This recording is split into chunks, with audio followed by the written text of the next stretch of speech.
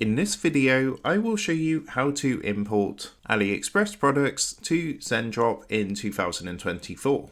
So let's jump straight into it. So in order to do this, the first thing you're going to want to do is log into your Zendop account. Now Zendop's actually added an AliExpress import feature, which you can find on this menu on the left hand side. So if you come across this menu, you can see the option here, AliExpress import. What you're going to want to do is go ahead and give this a click. Now what this is, it's basically an extension for Chrome. So it's going to come up with a window like this. And from here, you want to go ahead and press the orange download Chrome extension button. What it's going to do is take you directly to the page for the Zendop AliExpress product importer Chrome extension. All you need to do is come up and press the blue add to Chrome button just up here. On the pop-up that comes up, make sure to click onto add extension. And once that's done, as you can see, the importer has been added to Chrome. So we are all set up, ready to go. You can see if we come up and click onto extensions, we're going to have the Zendop importer just over here. So what we can now do is come back to Zendop. Now, as you can see, the next step is to find the product you want to sell on AliExpress and import the product information to your Zendop account using the Chrome extension. So all you need to do is open up AliExpress and then proceed to find the product that you want to import. So for this example, I'm just going to go ahead and press onto this watch. So here is our item here. Now, once you've got the item you want to import, all you want to do is come up and open up the extension. So you want to come up to the top right hand corner, click onto the extensions icon, and then open up the AliExpress product importer.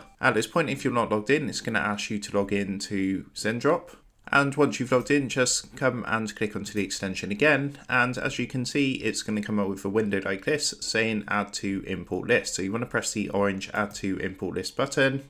So it just takes a moment to gather the product data. As you can see, it's doing that now. And you can see the product has been added to our import list.